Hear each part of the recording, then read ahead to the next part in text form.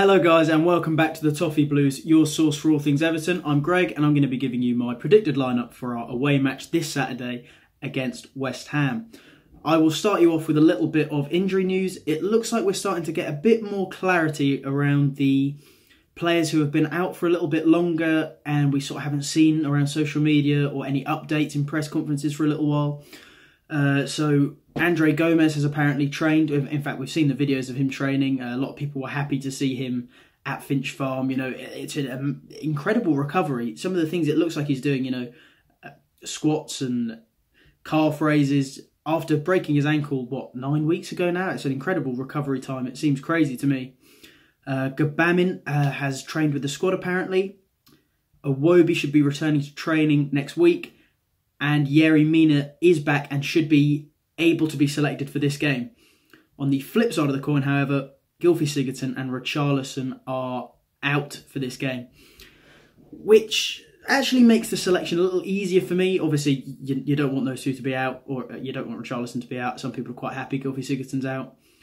But it actually makes life a little easier for me because they're positions that can only really be filled by one player, the positions they're out in, if you stick with the same formation, which is what I'm going to do. So let's just jump into the team. I think Pickford will be in goal, Luca Dean at left back, Mason Holgate at centre back, partnered by, I'm going to say Michael Keane for now, but it very easily could be Yerry Mina. I'm not going to nail any colours to that mast this early on. Michael Keane and Holgate. Not as good as Yerry Mina. I'd like to see Yerry Mina come in, but you know, they kept a clean sheet last week. We don't know quite how fit Yerry Mina is, so give him a bit of time, let those two play together, and Yerry Mina, you know, potentially finish his fitness recovery, then select him. Sadiba at right back, and then the two I imagine in the midfield with Sigurdsson out will be Fabian Delph and Tom Davies. I doubt Schneiderlin will be making a case to anyone. I don't think anyone's going to be in the comment section of this video saying, how are you going to leave Morgan Schneiderlin at the team? Which means, yeah, it's quite an easy choice to make those two. Then I think Bernard on the left.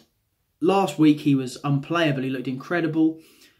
You know, I question his fitness slightly. You know, he always seems to be puffing after about 60, 70 minutes.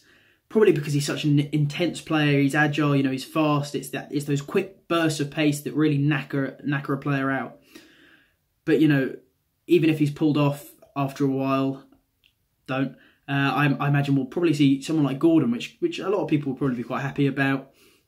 You know, a young lad, apparently he's been making a lot of noise within the team, or there's a lot of noise been made about him starting to push for minutes. Apparently Ancelotti's a big fan of him, so we'll see. We'll see. It's probably a perfect time if Bernard is this kind of player who plays 60, 70 minutes, then it's a good idea for Gordon to come in. And the other thing about Bernard is when he plays and when he's at his top, it looks like Luca Dean is playing so much better. Luca Dean obviously having a rough time of it compared to how well he was playing last season.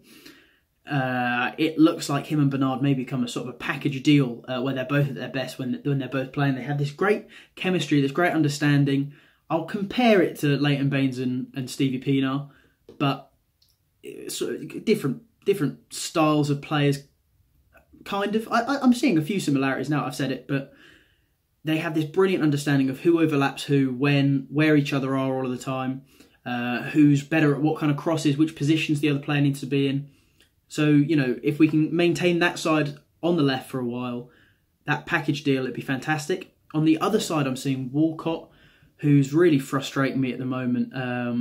I'd really given up on Walcott ever since he joined, after about a month after he joined, to maybe a month ago since Marco Silva left. He's really embodying the whole it's the hope that kills you philosophy for me. Because he plays occasionally at the moment. It's important to say, I don't think he's played a full 90 minutes for us yet this season. But he plays 30 minutes of unbelievable football sometimes. Just looks absolutely top quality. And then completely drops off. You know, maybe a half of football where he's unbelievable. And then another half where he's diabolical. So I don't know where I stand with him at the moment. But due to a lack of options, really, he's on the right. And maybe for 30 minutes I'll be happy about it. And for the rest of it, I won't.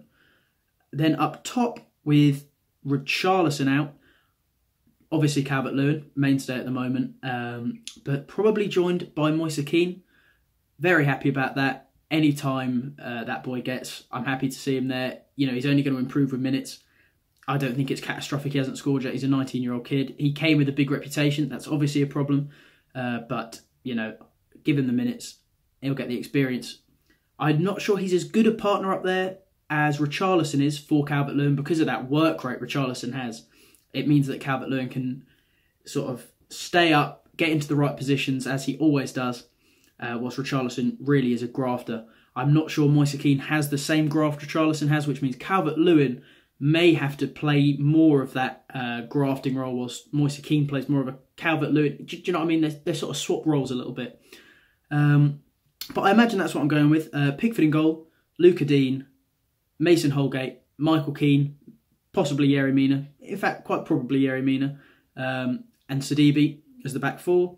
Then Bernard, Delph, Davies and Theo Walcott with a front two of Calvert-Lewin and Moise Kean. Let me know what you guys think about that. You know, do you think get Yerry Mina in as soon as possible? Would you make a case for Morgan Schneiderlin? Is this a shape you persist with? And I'm kind of hopeful about this one. I wish I hadn't said it. I've said it now, so I'm gonna back it. I'm quite hopeful about this one. So let's hope we get lucky, and see you guys next week.